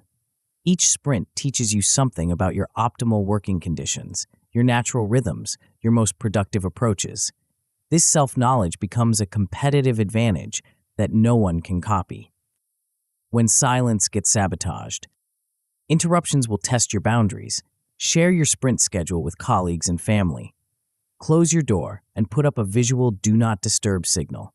Route truly urgent items to your designated inbox window. Most urgent requests can wait 90 minutes. Restlessness is normal during early sprints. Keep a capture pad for stray thoughts that try to derail your focus. Stand or change posture when energy flags. Reset with a 60-second breathing exercise if anxiety spikes. The discomfort passes as your focus muscle strengthens. Metric obsession will tempt you to check performance mid-sprint.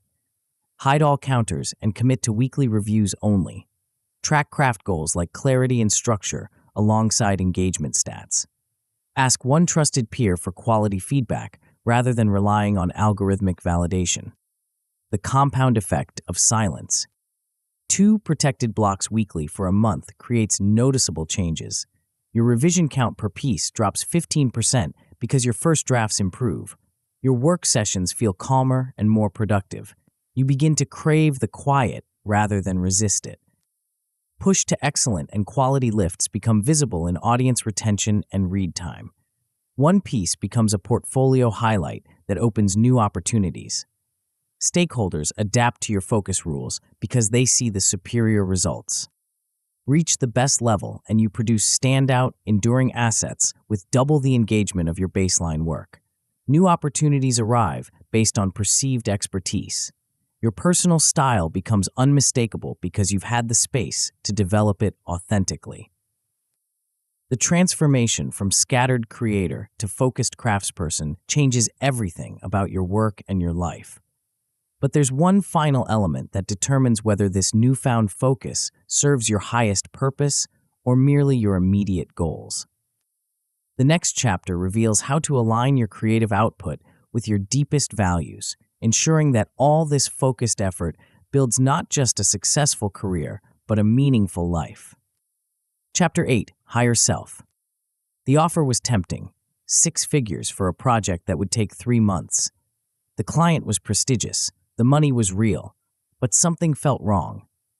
The work required promoting products you didn't believe in to an audience you genuinely cared about. The paycheck was massive, but the cost was your integrity. You've been here before.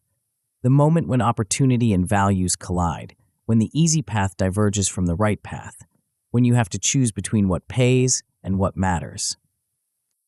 Most creators make these decisions in the moment, based on immediate pressure or financial need. But the most successful creators, the ones who build lasting careers and meaningful legacies, make these decisions in advance. They define their non-negotiables before temptation arrives. They choose their identity through their actions, not their aspirations. This chapter is about becoming the creator your future self will thank you for being.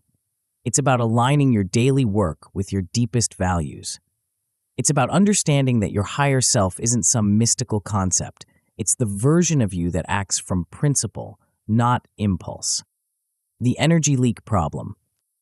When your values and actions misalign, motivation bleeds. You might not notice it immediately, but the leak is constant. Every time you create content that doesn't reflect your true beliefs, energy escapes.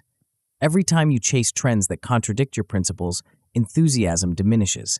Every time you say yes to opportunities that feel wrong, your creative fire dims. This isn't about moral perfectionism, it's about practical efficiency. Misalignment is expensive. It costs mental energy to maintain cognitive dissonance. It costs emotional energy to suppress your authentic voice. It costs creative energy to produce work that doesn't inspire you. Consider Patagonia's founder, Yvon Chouinard. He could have maximized short-term profits by cutting environmental corners, using cheaper materials, or expanding into unrelated markets. Instead, he aligned every business decision with his environmental values. The company donates its profits to fight climate change, uses sustainable materials despite higher costs, and actively discourages unnecessary consumption. This alignment didn't hurt the business, it became the business. Customers don't just buy Patagonia products, they buy into Patagonia values. The brand commands premium prices because it represents something larger than outdoor gear.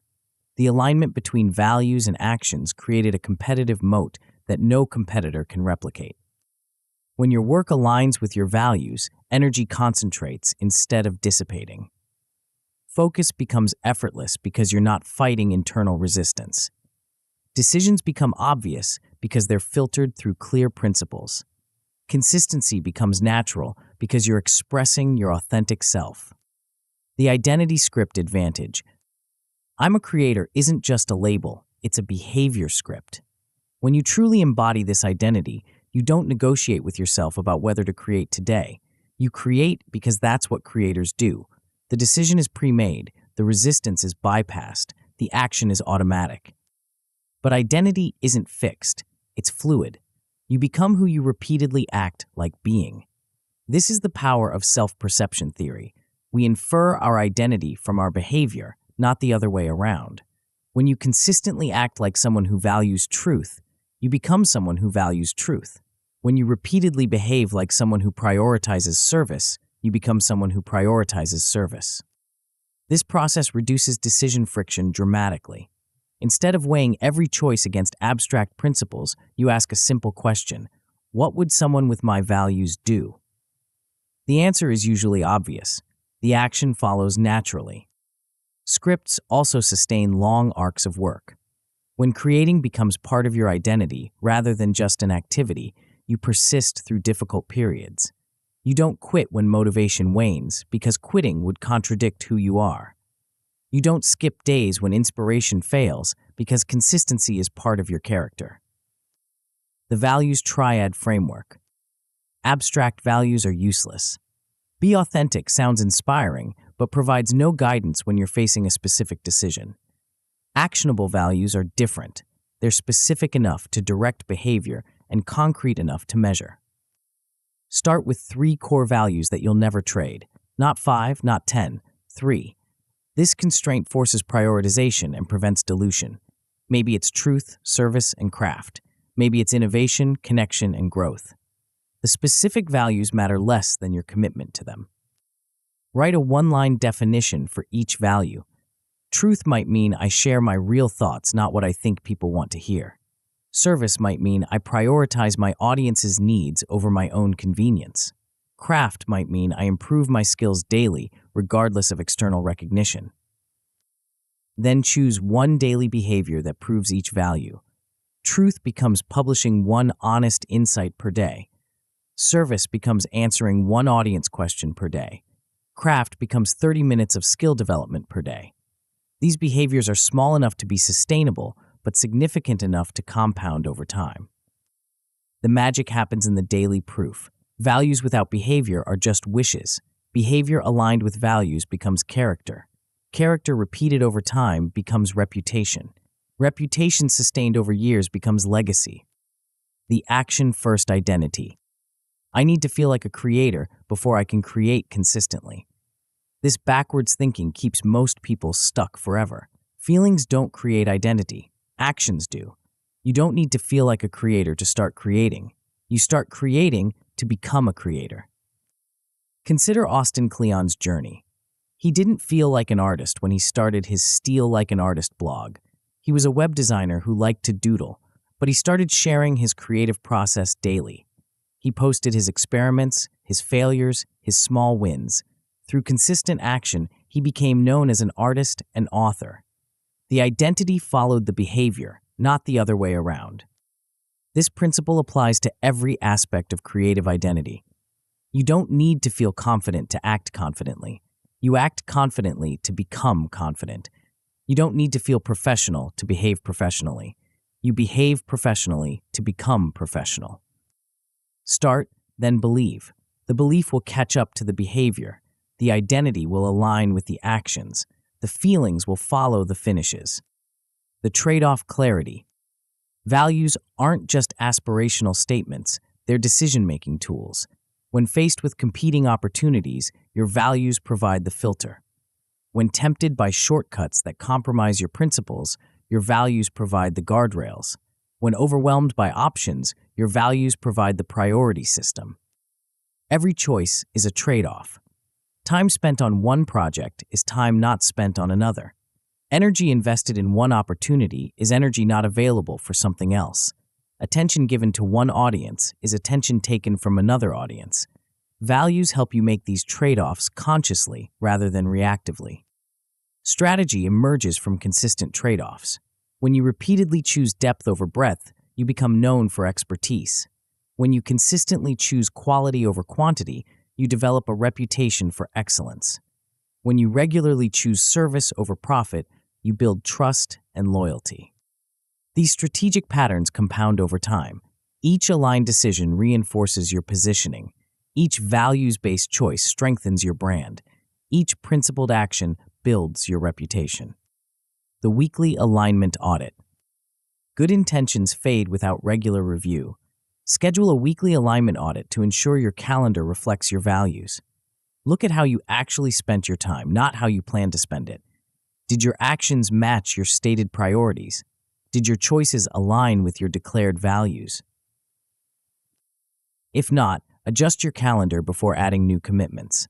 Move time blocks to support your values. Remove activities that contradict your principles. Protect space for the behaviors that prove your identity. Capture one story each week where you lived your values despite pressure to compromise. Maybe you turned down a lucrative project that didn't align with your principles. Maybe you spent extra time helping someone, even when you were busy. Maybe you chose to improve your craft instead of chasing a trending topic. These stories become evidence of your character. They reinforce your identity. They provide examples for future decisions. They remind you who you're becoming through your choices. The daily micro-vow. Each morning, write a single sentence. Today, I prove value by specific action. Put it where you'll see it throughout the day. Check it off at day's end. This micro-commitment keeps your values front of mind and translates abstract principles into concrete actions. Today, I prove truth by sharing one unpopular opinion. Today, I prove service by answering 3 audience questions. Today, I prove craft by spending 30 minutes studying great writing. The specificity makes the commitment actionable. The visibility makes it memorable. The completion makes it satisfying. This practice also prevents value drift, the gradual erosion of principles under daily pressure. When you start each day by affirming your values, you're less likely to compromise them when challenges arise. When you end each day by confirming your alignment, you build a track record of integrity. The no-trade rule. Never trade values for vanity metrics. The followers gained by compromising your principles aren't worth having. The engagement earned by saying what people want to hear rather than what you believe isn't meaningful. The opportunities that require you to betray your values aren't opportunities, they're traps. When tempted to compromise, delay the decision by 24 hours. Immediate pressure often clouds judgment. Time creates space for perspective. Distance reveals the true cost of the trade-off. Replace the temptation with a value-aligned micro-win. Instead of posting the controversial take that contradicts your beliefs, share an honest insight that reflects your values. Instead of accepting the misaligned opportunity, create a small project that demonstrates your principles. Instead of chasing the trending topic that doesn't interest you, explore a subject that genuinely fascinates you. The story collection. Keep a file of moments when your values guided your decisions. Log times when you chose principle over profit, truth over popularity, service over self-interest. Review these stories weekly to reinforce your identity. Share one story monthly to inspire others and strengthen your positioning. These stories become your most powerful content because they're authentic. They demonstrate your character rather than just claiming it. They show your values in action rather than just stating them in theory. They build trust because they reveal who you are when no one is watching. The collection also serves as a reminder during difficult periods.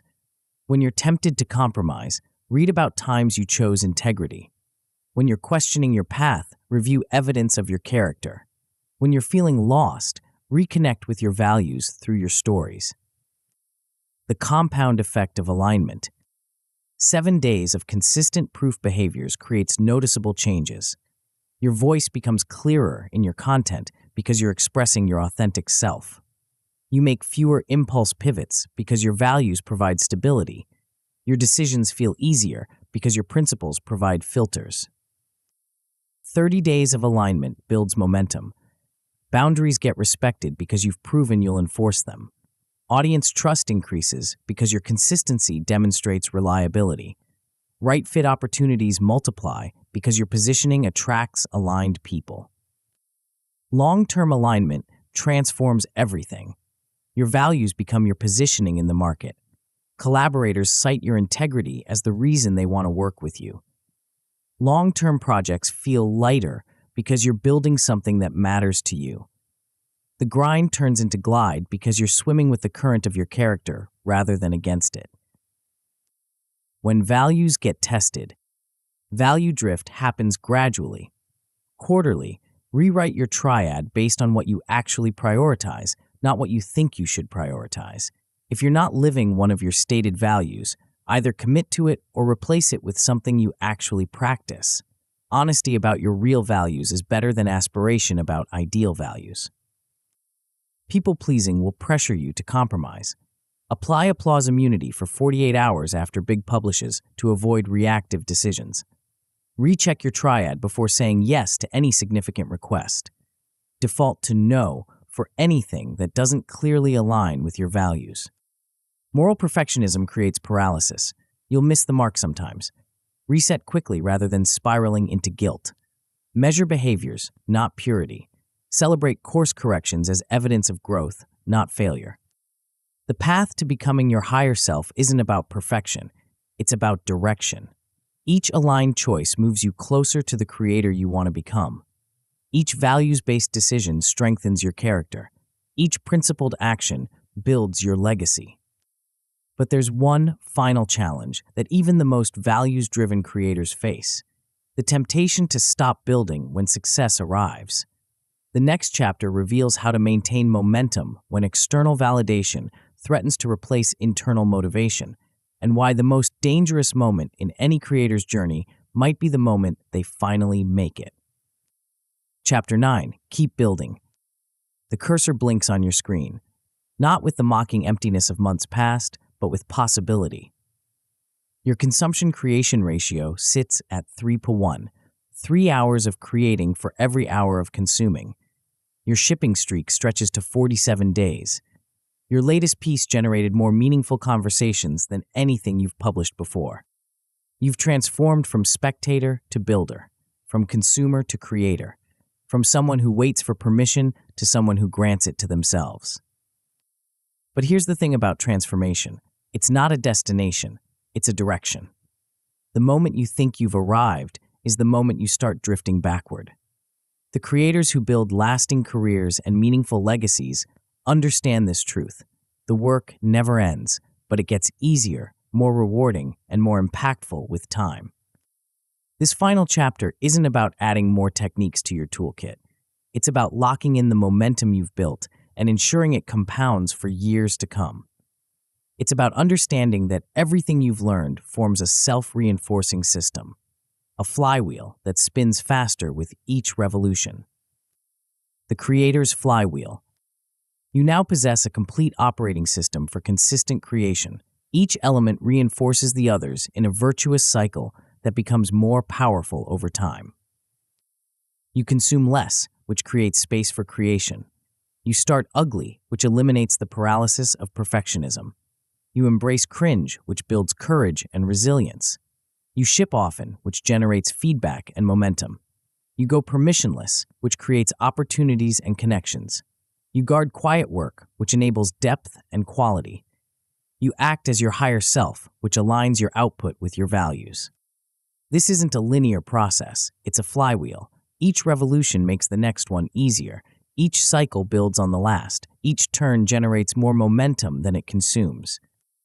The magic happens in the repetition. Week 1 feels like work. Week 10 feels like habit. Week 50 feels like identity. By week 100, you're not someone who creates, you're a creator. The distinction matters because identity drives behavior more powerfully than motivation ever could. Your core measures tell the story of this transformation. Your consumption-creation ratio, visible on your wall, reminds you daily where your energy goes. Your cadence streak, tracked publicly, creates accountability and pride. Your standout assets, growing in a portfolio, compound your reputation and opportunities. These aren't just metrics, they're proof. Proof that you've changed. Proof that the system works. Proof that consistent action creates extraordinary results. The leverage revolution. What you've built is more than a creative practice, it's a leverage machine. You now have control over momentum instead of being controlled by mood. You can create on command, not just when inspiration strikes. You've replaced willpower with systems, luck with leverage. This shift changes everything about how you approach opportunities. Your work speaks before you do, opening rooms that were previously closed. Negotiations shift from pitching yourself to choosing between options. Your portfolio becomes more persuasive than any presentation. Consider how this plays out in real scenarios. When someone asks about your expertise, you don't explain, you show. When opportunities arise, you don't scramble to prove your worth. Your body of work does it automatically. When collaborators evaluate potential partners, your consistent output demonstrates reliability better than any promise could. Reputation compounds quietly in the background while you focus on the work. Each piece you ship adds to your credibility. Each problem you solve publicly builds your authority. Each value you demonstrate through action strengthens your character. This is the difference between building a career and building a legacy. Careers are about climbing ladders. Legacies are about creating value that outlasts you. The relationship transformation. The changes extend beyond your creative output into every relationship in your life. Your new reliability builds trust with everyone around you. Clear rhythms make you dependable. Protected boundaries actually improve your presence because people know when they have your full attention. Collaborators know what to expect from you. They can plan around your publishing schedule. They trust your deadlines because you've proven you meet them. They value your input because it's grounded in consistent practice rather than theoretical knowledge. Your value-aligned approach to work creates healthier interactions. You say fewer resentful yeses because your priorities are clear. You give more honest no's because your boundaries are firm. Shared projects stay aligned longer because everyone understands your principles from the start. Feedback loops feel safer because you've developed resilience to criticism and immunity to applause. You can receive input without being destabilized by it. You can give feedback without worrying about damaging relationships. The work becomes the focus, not the ego. The new possible. Your capabilities have expanded dramatically. You can now publish weekly without drama because the process is systematized. Streaks become standard operating procedure rather than heroic efforts. Quality improves with less effort because your skills compound with practice. Opportunities arrive unprompted because your consistent presence creates serendipity. People discover your work, see your reliability, and reach out with collaborations, speaking invitations, and business proposals. You're no longer hunting for opportunities, they're finding you. You can turn ideas into assets in 24 hours through your minimum viable creation process. Prototypes shared in public attract partners and customers who want to help you build. Your growing library of work sells while you sleep, creating passive income streams that compound over time. This isn't about working more, it's about working smarter. Your systems handle the logistics so your energy can focus on craft. Your habits carry you through difficult days when motivation fails. Your reputation opens doors that were previously locked. The compound advantage. The most powerful aspect of your new operating system is how it compounds over time. Systems reduce decisions, which preserves mental energy for creative work. Starts become automatic, eliminating the daily negotiation about whether to create. Energy flows to craft instead of logistics. Your assets and audience compound simultaneously. Old work continues working, generating views, shares, and opportunities long after publication. New work launches faster because it builds on your existing base. Each piece benefits from the accumulated trust and attention of everything that came before. The curve bends upward. Your 10th piece performs better than your first because you've learned what resonates. Your 100th piece performs better than your 10th because you've built an audience. Your 1,000th piece performs better than your 100th because you've developed mastery. This compounding effect explains why consistent creators eventually seem to succeed effortlessly. They're not working harder, They're benefiting from years of accumulated momentum. Their overnight success was actually years in the making. The operating rhythm. Here's your one-page operating system for sustainable creation. Weekly, maintain your consumption creation ratio above 1:1. Ship 1 anchor piece and 2 microdrops. Protect 2 silent sprints for deep work. Review performance and plan next week's content. Daily, prove your values through specific behaviors. Consume within your quotas. Start ugly when resistance appears. Embrace cringe when fear strikes. Share permissionlessly when doubt whispers. Monthly, audit your calendar for values alignment. Update your home base with best work. Review your story file for character evidence. Double down on what's working while testing new approaches. Quarterly, refresh your values triad based on lived experience. Analyze your top-performing content for patterns. Plan your next bold move or significant project. Celebrate progress and recalibrate goals. This rhythm becomes your creative heartbeat. It's simple enough to remember, flexible enough to adapt, and powerful enough to transform your life. Your next move. The time for preparation is over. The time for action is now. Not tomorrow when you feel more ready. Not next week when your schedule clears. Not next month when you have a better plan. Today. Block 2 silence sprints in your calendar this week. Right now, open your calendar app and reserve 90-minute blocks for deep work. Treat these appointments as seriously as you would treat meetings with your most important clients.